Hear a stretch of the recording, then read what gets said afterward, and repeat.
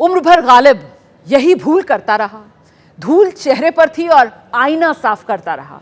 मिर्जा गालिब के इस शेर को आज देश की the grand old party Congress के संदर्भ में डिकोड करेंगे। लेकिन सबसे पहले बात कांग्रेस के उस जलसे की जो आज दिल्ली के रामलीला मैदान में था। गालिब की बल्ली मारान की गली से महज 3 किलोमीटर का फासला था। इस जलसे की थीम थी वोट चोर गद्दी छोड़। उत्तर से दक्षिण, पूरब से पश्चिम तक के कांग्रेस नेता अपने समर्थकों को लेकर रामलीला मैदान पहुंचे। मंच पर सबकी अगुवाई खुद गांधी परिवार कर रहा था। बड़े दिनों बाद कांग्रेस की किसी सियासी रैली में सोनिया गांधी, राहुल गांधी, प्रियंका गांधी तीनों एक साथ मौजूद थे। बाकी कांग्रेस के नेता तो थे ही। मंच पर 5 करोड़ लोगों के दस्तखत वाले कागजों से भरी थैलियां भी सजाई गई थी। विशाल रैली, सैकड़ों थैलियां दिखाकर कांग्रेस ने वोट चोरी के मुद्दे को नए सिरे से धार दी है।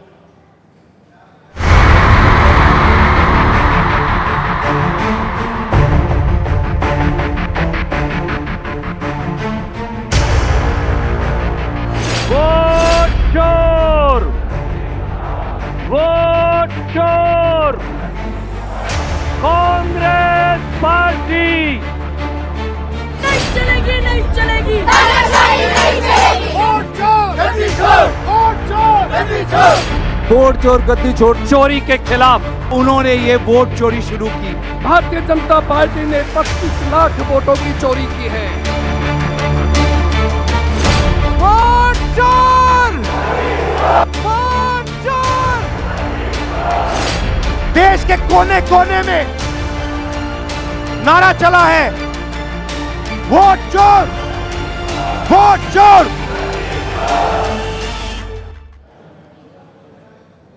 देखिए, दिल्ली में आज सुबह कोहरा घना था, सर्दी भी बहुत थी, लेकिन कांग्रेस ने रामलीला मैदान में वोट चोरी की चिंगारी को आज फिर सुलगाने की कोशिश की। इसमें फ्रंट पर पूरा गांधी परिवार था, और वो भी तब जबकि इसी हफ्ते चुनाव सुधार पर संसद में बहस हुई।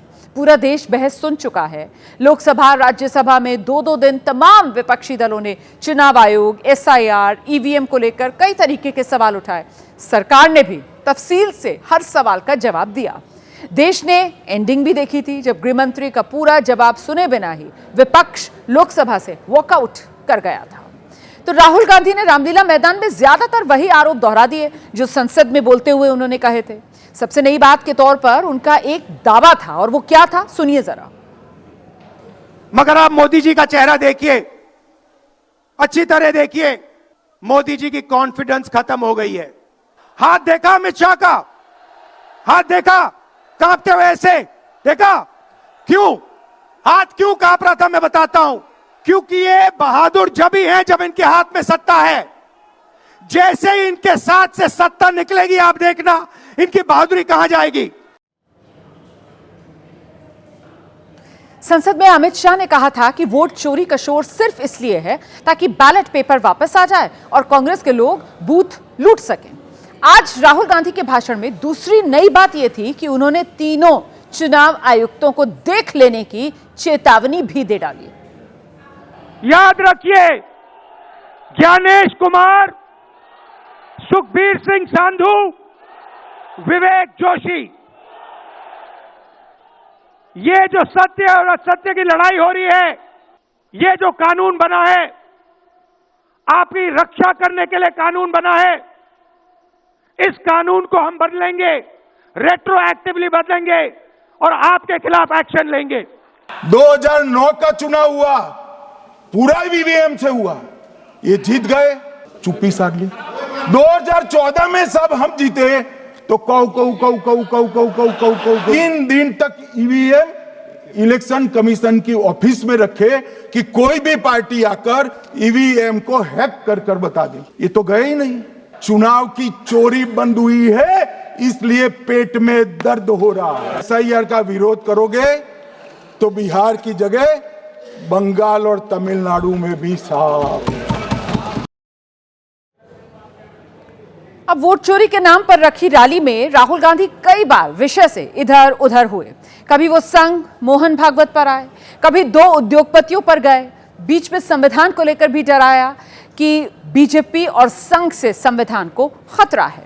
राहुल गांधी की तुलना में प्रियंका गांधी आज भी विषय पर रहीं। उन्होंने बीजेपी को चैलेंज दिया कि एक बार ईवीएम को हटाकर बैलेट पेपर से चुनाव कराकर देख लें।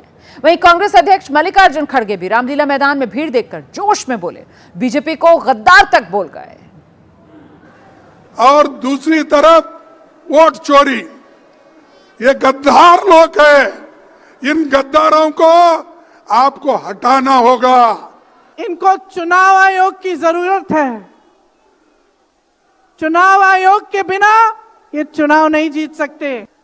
मैं चुनौती देती हूं, एक सही चुनाव लड़ लें, बैलेट पे लड़ लें, तो ये खुद जानते हैं कि कभी नहीं जीत पाएंगे। अच्छा, आप जानते हैं ये राजनीतिक रैलियों में तो स्वांग भी होते हैं। कांग्रेस ने भी एक कार्यकर्ता को मुख्य चुनाव आयुक्त ज्ञानेश कुमार के रूप में कैदी नंबर 420 की तरह पेश किया। उसे बाकायदा हथकड़ी और बेड़ियां पहनाई गईं। एक तरह से नैरेटिव बनाया कि चुनाव आयोग लोकतंत्र के साथ 420 कर रहा है और वोट चोरी का सारा खेल सरकार के इशारे पर हो रहा है। अखिल भारतीय महिला कांग्रेस ये दिखाना चाहती है कि ये देश बिल्कुल भी बर्दाश्त नहीं करेगा जिस तरीके से वोट चोरी की जा रही है। और ज्ञानेश कुमार जिस तरीके से वोट चोरी कर रहे हैं, क्योंकि उनको पावर मोदी जी दे रहे हैं, तो आज भारत देश की जनता की सबसे बड़ी अदालत का गुनहगार कैदी नंबर 420 ज्ञानेश कुमार है। और उधर कांग्रेस की रैली में एक और खास बात थी कि वोट चोरी के मुद्दे पर जितने विपक्षी दल उसके साथ कदमताल कर रहे हैं वो रैली में नहीं थे, उन्हें बुलाया ही नहीं गया था। ये पूरी तरह से कांग्रेस का शो था जिसके केंद्र में सिर्फ और सिर्फ गांधी परिवार था। अब कांग्रेस के वोट चोरी शो पर बीजेपी का जवाब भी सुनिए। बीजेपी ने इसे घुसपैठिया बचाओ रैली का नाम दिया। आगे कहा कि वोट चोरी के दावों पर कांग्रेस को इतना ही भरोसा है तो राहुल गांधी ने चुनाव आयोग को हलफनामा क्यों नहीं दिया और सुप्रीम कोर्ट जाने से राहुल गांधी क्यों बच रहे हैं। आपको अगर लगता है कि बिहार के चुनाव में किसी सीट पर गड़बड़ी हुई है तो अभी भी 45 दिन में 10 दिन शेष होंगे जब आप जाके कंप्लेंट कर सकते हैं। कोई कंप्लेंट नहीं, एक भी कोर्ट में केस नहीं, इलेक्शन कमीशन में एक भी किसी बूथ के ऊपर कंप्लेंट नहीं, मगर आप रैली कर रहे हैं। यही दिखाता है कि हाथ में वास्तविकता नहीं है, मगर एक भ्रम की स्थिति उत्पन्न करने की चेष्टा आप लोग कर रहे हैं। इतना ही नहीं, बीजेपी ने 2 कार्टून्स के जरिए भी कांग्रेस पर जोरदार हमला किया। पार्टी के एक हैंडल पर लिखा, तुम घुसपैठियों की सेवा में लगे रहो, हम देश की जनता की सेवा करते रहेंगे। इसमें राहुल गांधी को बॉर्डर पर खड़े होकर घुसपैठियों को एंट्री देते हुए दिखाया गया है। साथ में ममता बनर्जी को भी दिखाया गया है। दूसरे कार्टून में अमित शाह को संसद के भीतर कहते हुए दिखाया गया, तुम घुसपैठिए चुनना, जनता हमें चुन रही है। चुनाव सुधार पर संसद में चर्चा में जब गृह मंत्री का पूरा जवाब सुने बिना कांग्रेस समेत सारे विपक्षी दलों ने वॉकआउट कर दिया था, तभी अमित शाह ने सवाल उठा दिए थे कि कांग्रेस आखिर घुसपैठियों का नाम सुनते ही सदन से क्यों भागी। मैं तो बात कर रहा था घुसपैठियों को देश के बाहर निकालने की। अब ये तो देखिए साहब, अगर मैंने इतने सारे आरोप करे श्री जवाहरलाल नेहरू पर, इंदिरा गांधी पर, इनके पिताजी पर, सोनिया जी पर, तब भागते तो लाजिम था। ये घुसपैठियों को लिए भाग गए क्योंकि उनकी हमारी पॉलिसी है डिटेक्ट, डिलीट और डिपोर्ट। उनकी पॉलिसी है नॉर्मलाइज कर दो घुसपैठ को।